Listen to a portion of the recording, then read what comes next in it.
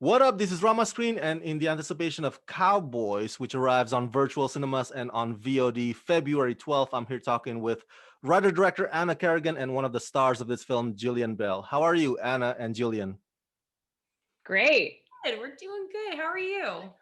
Not bad. Thank you for taking the time. Congratulations on this very wonderful film. Anna, it's refreshing. The story kind of flips the expected on its head, meaning it's usually the dad, the male figure in the family who has a hard time accepting change. So there's a bit of a switcheroo going on here. Talk to me about why that approach and what was the deciding factor behind it. Well, when I started writing the film, I knew at the very beginning that it was a father son that was going on this trek together. Like when I first started writing, I had this image of a father and son on horseback, and I knew they were running away from something, but I wasn't sure what they were running away from and why. So it started there with that sort of very like Western, image in my head. And, sort of delving into why I think Troy specifically is able to relate and accept his son so quickly. He's also a character who, is a bit of an outsider. He's an outlaw he's not just an average guy. He struggles with mental health stuff. And so I think possibly sort of like one outsider to another, they're able to connect, but they're also just like best friends and have always had a great time together. So he's just very willing to accept his child's gender identity. And Jillian, I think some audiences might quickly judge Sally as the villain of the story when I say it's actually more complicated than that. But tell me, what's your process of embodying Sally in order to make sure that she comes off nuanced?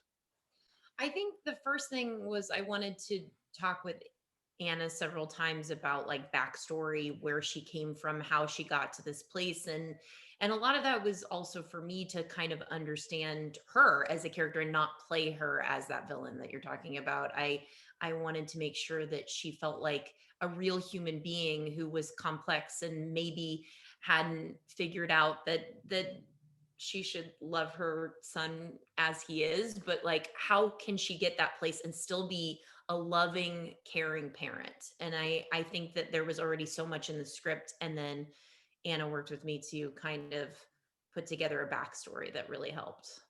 And having done many comedies that we're familiar with, what's it like for you flexing more of your dramatic muscles for Cowboys? I had the instinct to just be like, I feel fit because you're talking about muscles.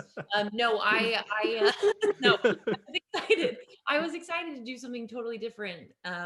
This was a script that came my way, and I was sort of just like, wow, I can't imagine playing a character like this. It's so different from not only who I am, but characters I've played in the past, and that's what attracted to me. It to me to it the most. I clearly haven't had coffee today. Yeah. Anna, talk to me about the casting of Sasha Knight as the character Joe, because of course Joe is central and Sasha is remarkable in this film. I don't think it would have worked without him. How did you come to discover Sasha, and what were some of the things that you were looking for in that process? Right. Well, it was really important. Well, thank you, first of all. And I agree. He's a really special actor. I worked with my casting director, Edie Belasco. It was really important to us to find a non-binary or transgender child to play this role of the transgender kid. So we went through traditional channels of casting where you just kind of blast the casting notices to agencies, but we also hit up a bunch of nonprofit and grassroots organizations, just trying to connect with the community. Mostly you end up connecting to parents of transgender kids because we're looking for a child that read as 11 or 10 years old. And, we were really, really lucky in that we found Sasha, um, and he found us really. His family was the one who, this whole idea of like discovering is always very funny. Like they do have to have some like action, proactivity to find us. But so Sasha came in and I was able to meet with him in person, and he's this very sunny, extroverted, like fun kid, which is kind of the opposite of Joe, who's very introverted. And, though he does have fun with his dad, he's just like a little bit more internal and struggling. And, not only did Sasha understand, from some of his personal experience, what it was like to come out as a kid, but he also understood the character of Joe, even though he's really not anything like him. He And also looks like exactly like Jillian Bell and Steve Zahn combined.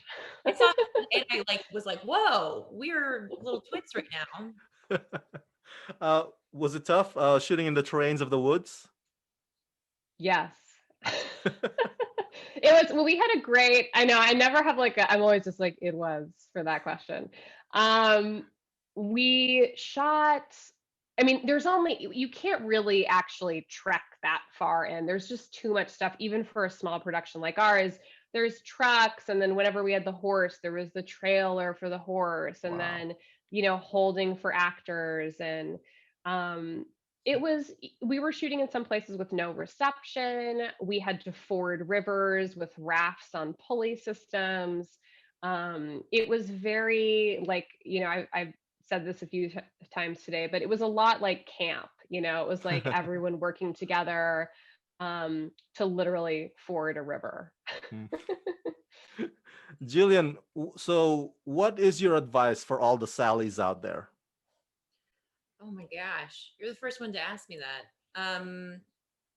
I mean, honestly, I well, it feels like I'm just promoting a movie, but I am like, watch this movie. I think it's good to see.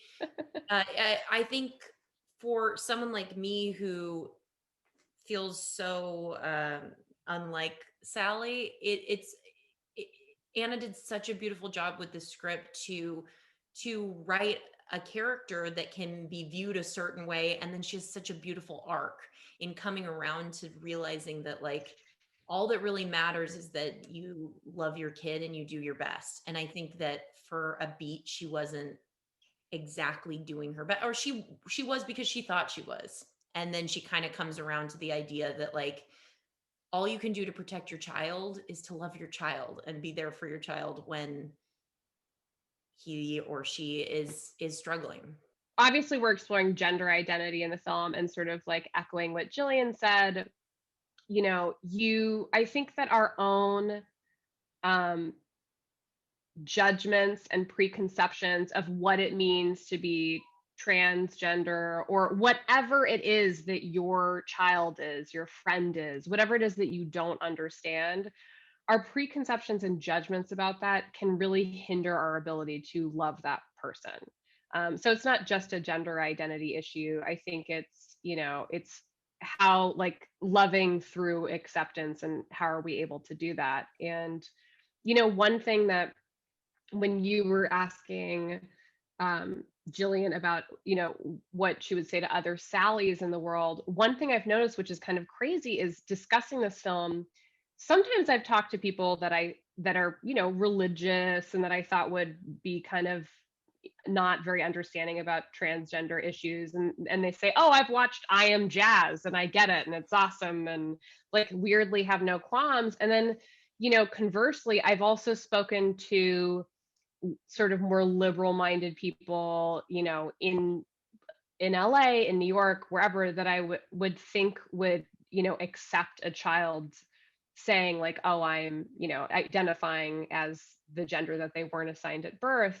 And what I've found is sometimes these people who are more liberal are also harbor a lot of judgments about Hmm. what a child can know about their identity at a young age. So I guess I would just say, like, look at yourself. You may be more Sally than you think, both in terms of how you see gender identity and, anything that's not squarely considered, normal. All right. For my fans at home, go check out Cowboys, arriving on virtual cinemas and on VOD February 12th. Anna and Jillian, thank you for talking to me, and congratulations. Thank you. Thank you.